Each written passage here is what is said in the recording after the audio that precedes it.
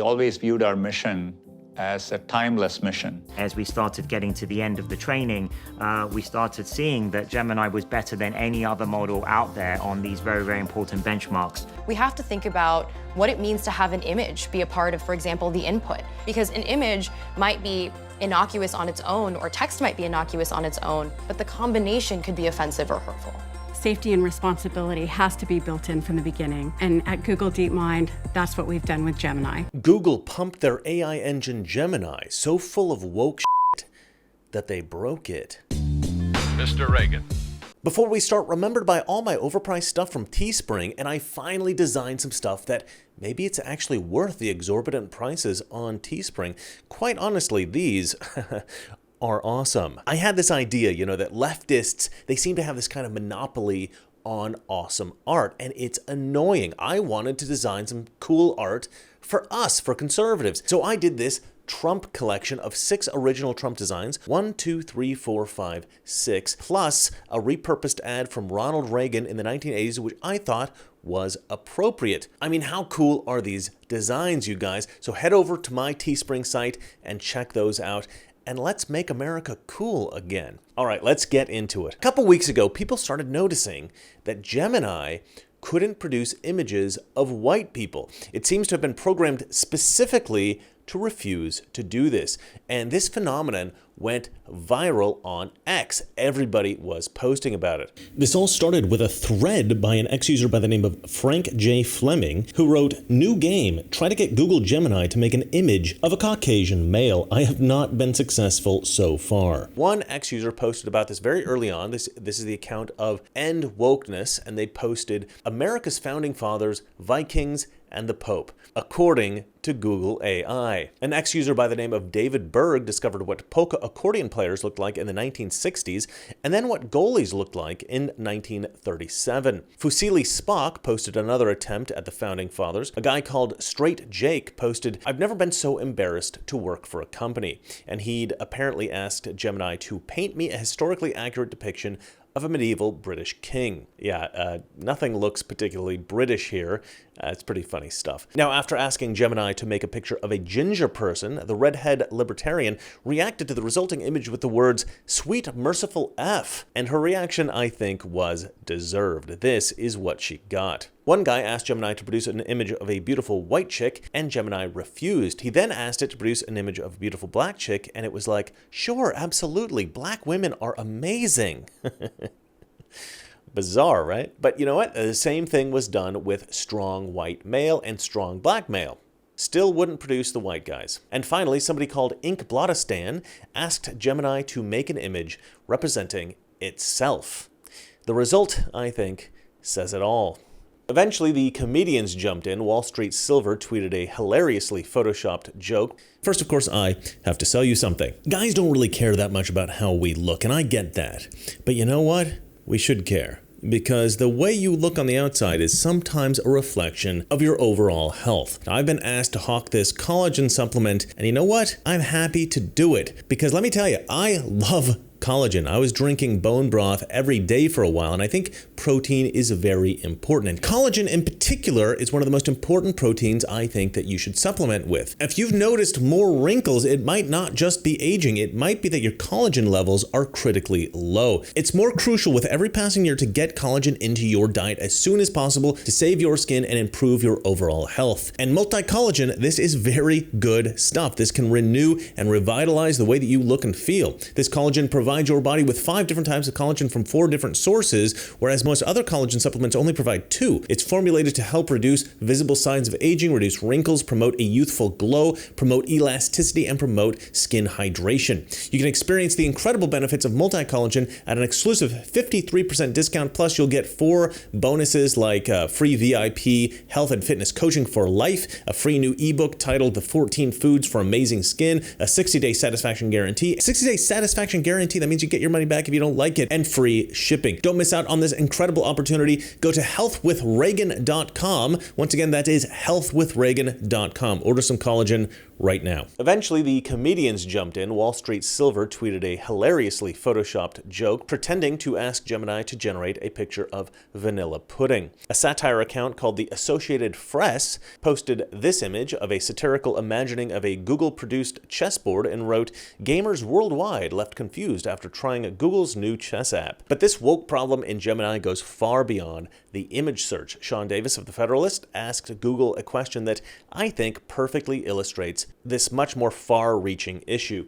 He tweeted, "Google AI refuses to name Jeffrey Toobin as the CNN employee who was caught pleasuring himself while on a Zoom call with colleagues, but it has no problem specifically naming former Fox News executive Roger Ailes as having been merely accused of sexual harassment." And this is nuts. Gemini refuses to negatively discuss Jeffrey Toobin, but has no problem calling out Roger Ailes. Why? Jeffrey Toobin is a known figure in the media. The story was widely reported. Why is Gemini hiding this from us?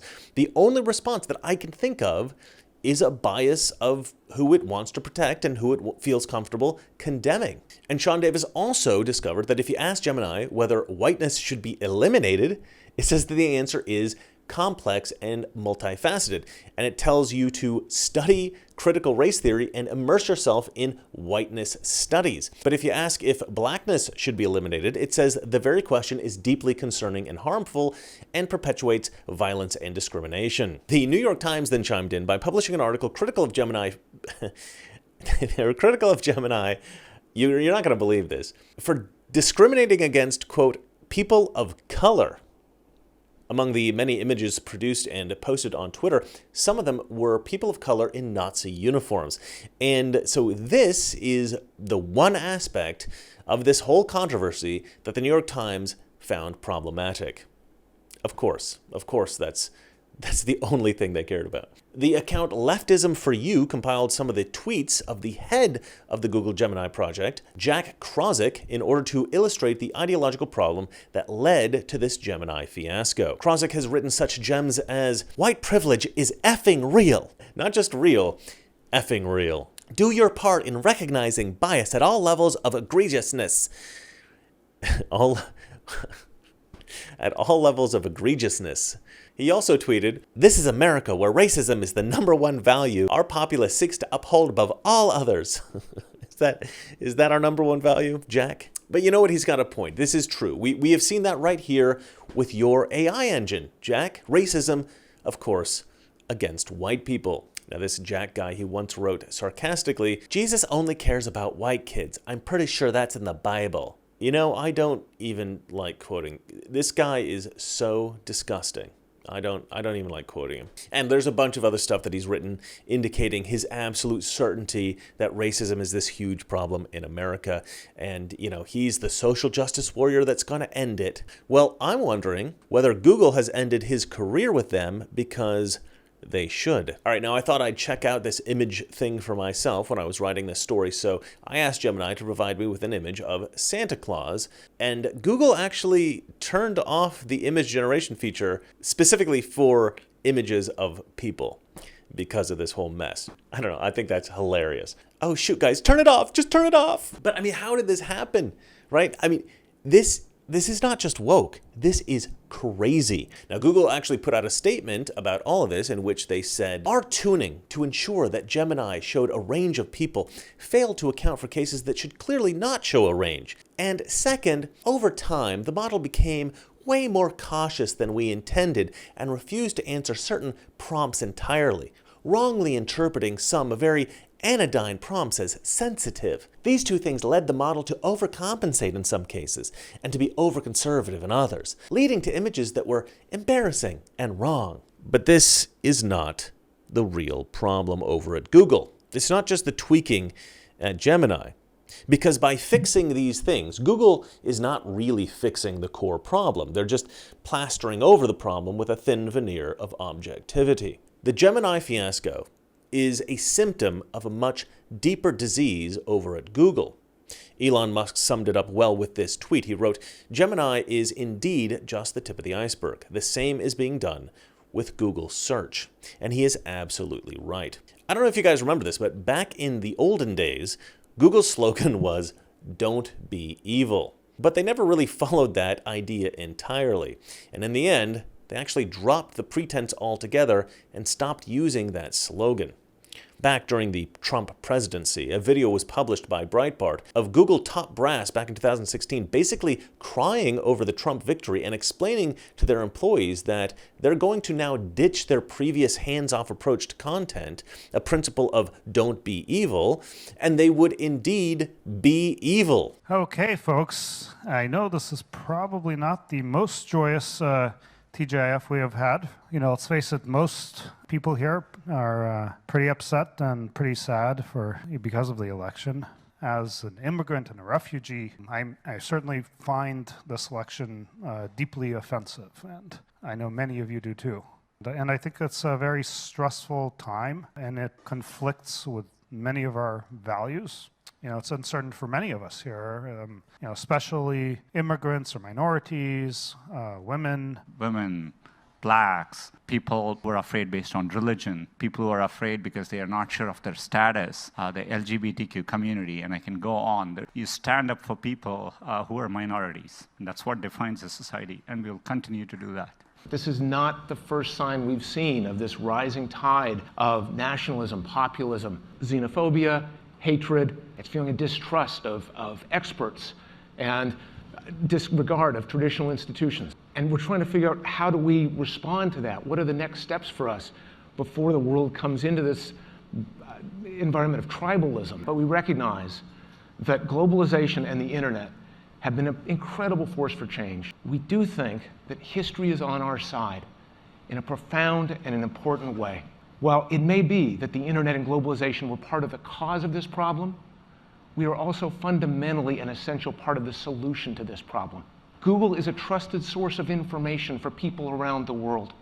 That's incredibly valuable at times like this. History teaches us that there are periods of populism, of nationalism that rise up, and that's all the reason we need to be in the arena. That's why we have to work so hard to make sure it doesn't turn into a world war or something catastrophic, but instead is a blip, is a hiccup. Yeah, and I think it's worth really worrying about. I think, you know, and there's, you know, data that suggests that boredom led to the rise of fascism and also to the communist revolution. I mean, there are many other factors too. It sort of sneaks up sometimes, you know, really bad things. So I think it's worth being very vigilant and thinking about all these issues. What can we do to lead to maybe a better quality of governance, decision-making, and so forth? And then they said something particularly interesting. They said that in order to combat misinformation, fake news, and low information voters, they would invest in AI. Google's mission is to organize the world's information and make it useful. But during this election cycle, we've seen a lot of misinformation, disinformation. We've seen a lot of fake news coming from fake news websites being shared by millions of low information voters on social media. And ultimately, there's been many, many people who've been voting, who've been acting based on completely made up information. So can Google do anything to try to filter this out? Look, I think our investments in machine learning and AI is a big opportunity here. A lot of this is a problem of scale and not being able to keep up. So I think investing more in machine learning and AI could be one way we actually make progress on some of this, some of this stuff. But I think we should do more. Well, we're now seeing the effects of this strategy. Clearly, it has been super effective.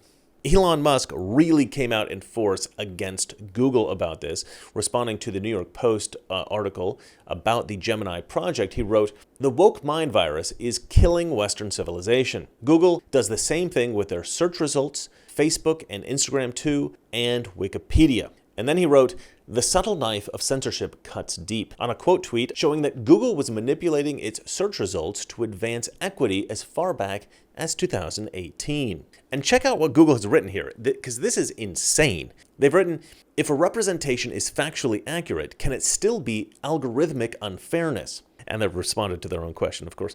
Yes! For example, imagine that Google's image query for CEOs shows predominantly men. Even if it were a factually accurate representation of the world, it would be algorithmic unfairness because it would reinforce a stereotype about the role of women in leadership positions. What the heck? Okay, so we can't show people the world as it is. We must show them the world as we want it to be. We have to show them some alternate version of the universe. We have to show them some fictional universe. Even if it's true, it doesn't matter because we don't like the truth. The truth is icky and ugly and uncomfortable. So we'll show them Pretty Little Lies instead. The problem is that you get these narcissists with these massive egos thinking that they're going to save the world. And instead, they're drawing civilization off a cliff. Listen, Google executives, I'm here to save the world. All right? Me. You guys, stay in your lane. All right. As the old saying goes, the road to hell is paved with good intentions. And all right, look, let's sidestep the bullshit, okay? This goes far beyond good intentions at this point. Let's call this for what it is. This is racism. If you ask Google Gemini for an African tribe, they're not going to diversify the African tribe. You're not going to see a bunch of white faces peppered in amongst the Maasai tribesmen. This was never about inclusion, as the left so often pretends. No. This is about an algorithmic dictate to exclude white people. Now, I have often tried to address the problem in America of racism against white people, but we seem to constantly make progress on this issue in the wrong direction. It started a long time ago, I think, even before the 1960s, but that, I think, is the era in which it became a real problem, because in the 1960s, it actually became cool in some circles to favor black people over white people. And that trend came to permeate the left, and now it has entirely overwhelmed the left. If you don't prefer black people and illegal immigrants and gay people and Muslims and women and transgender women and non-binary people and Satanists and people who think they're dogs, if you don't prefer these people to straight white men, well, at this point, can you really even call yourself a Democrat? We have become a nation that is not only just okay with racism against white people, we demand it. If you are unwilling to express some animosity against white people, there are many on the left who will condemn you for it. Speaking to white men, there's an opportunity for you right now to understand your privilege in the society. Take the opportunity to go through the bias-busting training, read about privilege, read about the real history of oppression in our country, discuss the issues you are passionate about during Thanksgiving dinner, and don't back down and laugh it off when you hear the voice of oppression speak through metaphors, and I promise to do this. You get a mass shooter situation, and if they're white, that is the first thing that you hear on the news. If the shooter is black or Muslim or Hispanic, you will never hear the race reported at all by most news networks. So this narrative has created a fantasy version of America that some people really do live in which white supremacy really is a huge problem in America, and white men are universally feared as bad people with sinister intentions.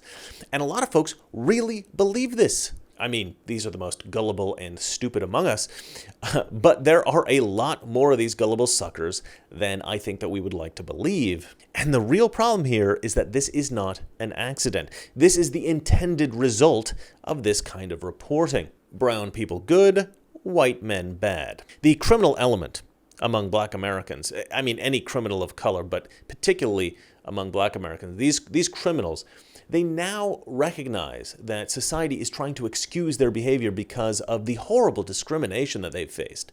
Now, of course, these criminals laugh at this. They know what they are. They know that, they've not faced any real discrimination because of their race. They're criminals. Gullible leftists, they are tricked into thinking that if only America was less racist, then these vicious criminals would all turn into cuddly puppy dogs. No, they will not. Here is the result of all of this coddling and excusing of criminal behavior. These leftists have emboldened these criminals. A lot of criminals, they tend to reserve violence for other criminals. That is, they recognize that physically hurting an innocent person is particularly insidious.